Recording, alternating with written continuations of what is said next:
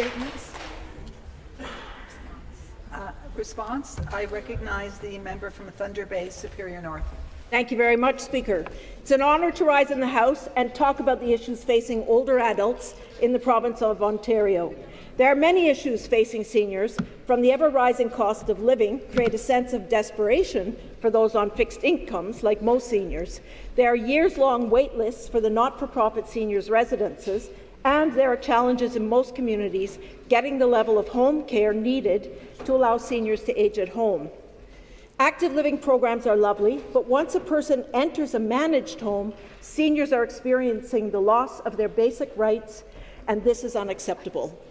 Today, I want to focus on two issues: the abuse of the Trespass to Property Act in seniors' residences and long-term care homes, and the terrible effects of Bill 7 that forces families to put their loved ones in poorly maintained long-term care homes that do not meet basic needs. First, the Trespass to Property Act.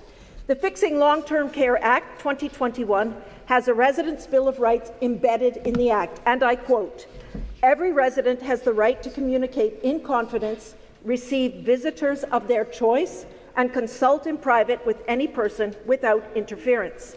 Yet, homes continue to abuse the Trespass to Property Act to banish family members from visiting with their loved ones. If a person is a genuine risk to staff or residents, there are legal remedies that require evidence and due process. But managers continue to misuse the Trespass to Property Act because there are no consequences for abusing the rights of their residents. Now, you might think that this would be resolved by now. We've got the Residents' Bill of Rights in 2021. This House unanimously supported Motion 129, which was intended to end the abuse of the Trespass to Property Act. In 2022, then Minister of Long-Term Care said to me in this House, "It's done and dusted. We don't need to worry about this anymore because it's embedded in the Residents' Bill of Rights." Wrong. Law enforcement agencies and partners protecting seniors, known as LEAPs, they also know it's wrong to use the Trespass to Property Act. It was also recognized just a few days ago by the Minister for Children and Community and Social Services that it is not acceptable to use the Trespass to Property Act. This is recognized in ruling after ruling in the courts. It's recognized by the Solicitor General, who has ordered the update of training on the Trespass to Property Act for new police officers. It's recognized as abuse by inspectors working for the Ministry of Long-Term Care. Yet, other members of the Long-Term Care Ministry are telling homes that they can use the Trespass to Property Act. The member from the Bay of Quinte, while parliamentary assistant to the Minister of Long-Term Care, made the same claim.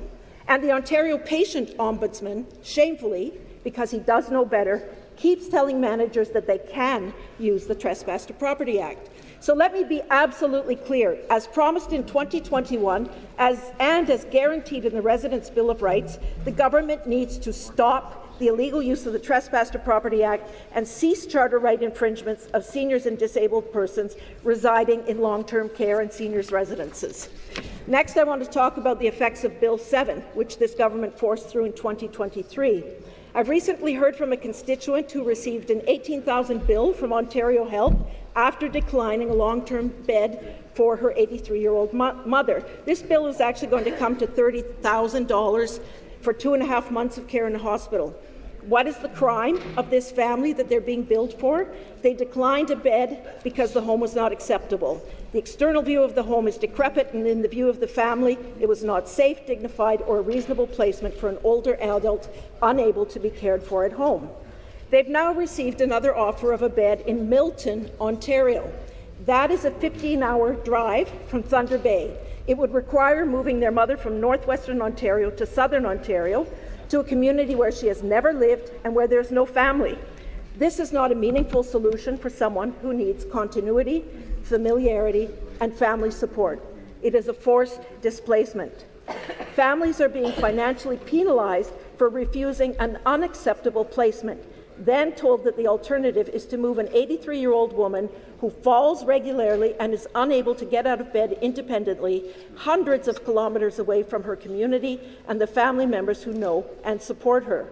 This is not person-centred care. It is coercive, punitive, and harmful. Changing both of these policies are well within the control and mandate of this Conservative government, to treat seniors with dignity and respect. As long as these abuses continue to take place, seniors will be robbed of their charter rights and robbed of the safety and dignity in their final years that we all hope for and deserve. Thank you.